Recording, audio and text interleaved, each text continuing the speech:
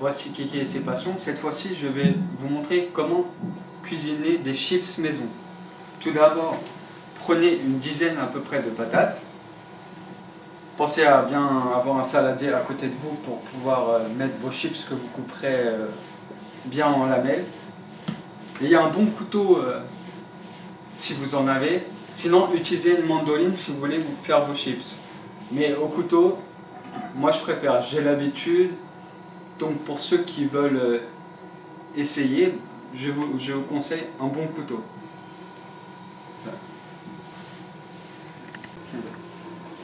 Donc maintenant, nous allons commencer à éplucher les patates. Prenez des tailles moyennes ou des grandes et commencez.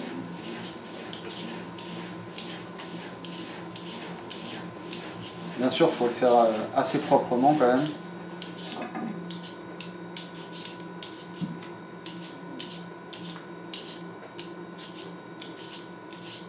Ensuite, je vais vous montrer comment couper en lamelles. Pour les débutants, ça sera assez compliqué. Mais ne perdez pas espoir, on peut toujours réussir. Il faut juste un peu de motivation et de persévérance.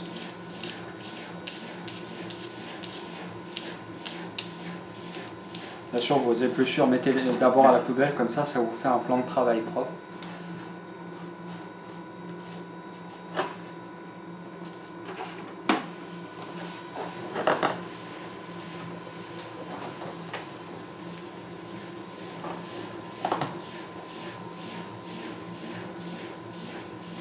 Voilà. Maintenant, nous allons commencer à couper les patates en lamelles. Donc prenez au plus proche possible.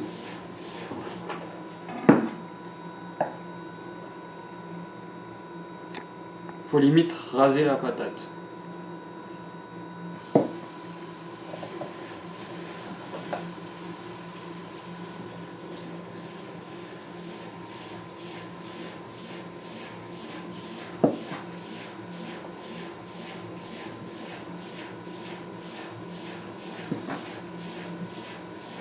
C'est pas évident. Il faut être très patient.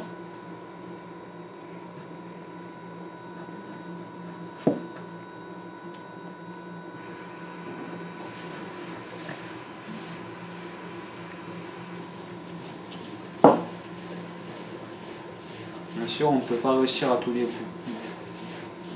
Mais ça, vous allez l'apprendre avec le temps.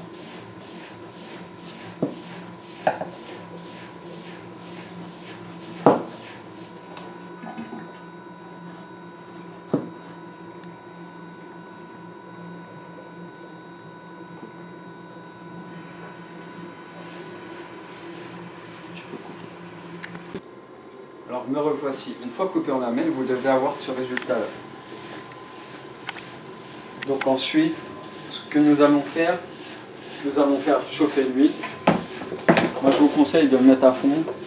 Après il va falloir bien attendre.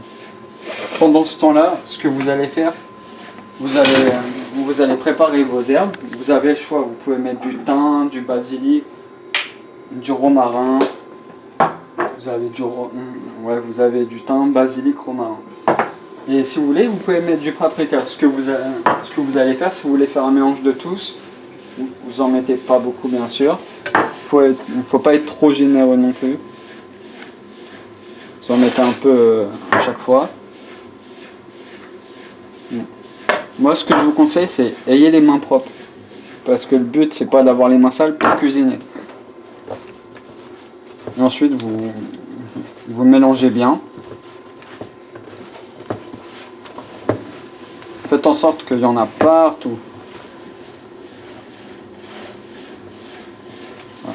Après, relavez-vous les mains pour le déverser dans l'huile. Essuyez-vous bien les mains, hein, c'est important. Voilà. En attendant, il faut attendre un peu. Donc on va attendre que l'huile soit bien chaude. Mettez-la à fond.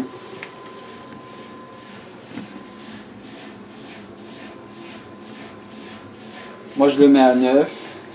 Comme ça, c'est mieux. Une fois votre huile prête, commencez à déverser votre morceau de chips. Donc faites en sorte de les avoir bien espacés tous. Essayez que ça soit pas l'un au-dessus de l'autre, sinon ça va mal cuire.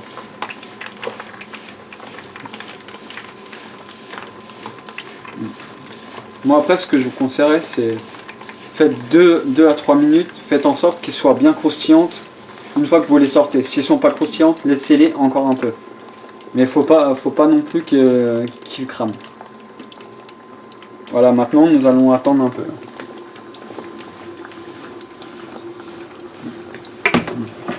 Et c'est bien le temps, il faut qu'il remonte un peu.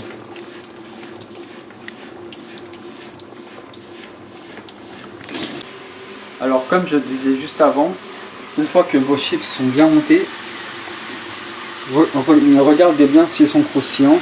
Si vous voulez, mettez votre doigt. Là pour moi ils sont croustillants, bien comme il faut.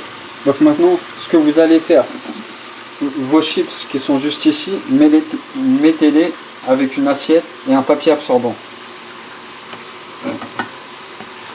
Nous allons mettre dessus.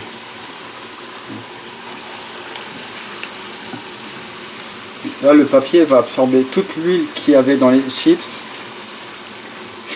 ce qui rendra la chips moins huileuse et moins grasse.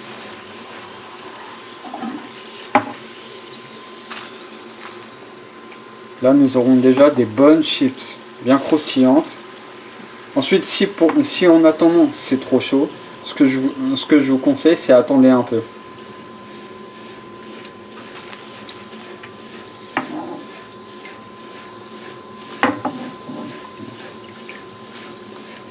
Voilà. Maintenant les chips vont bien prendre l'huile. Et maintenant voici le résultat. Une fois que votre papier a bien absorbé, prenez un petit saladier à côté de vous. Et ce que vous allez faire, vous allez les prendre et vous allez les mettre dedans. Comme ça vous commencez à avoir votre petit chips maison. Voilà, ce que je vous conseille c'est de jeter votre premier papier absorbant.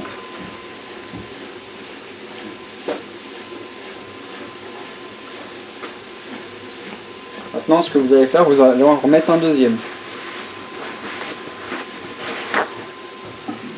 Et comme ça, une fois que votre prochaine fournée est prête, vous allez pouvoir les reposer dessus. Et ensuite vous répétez tout le temps la même manipulation.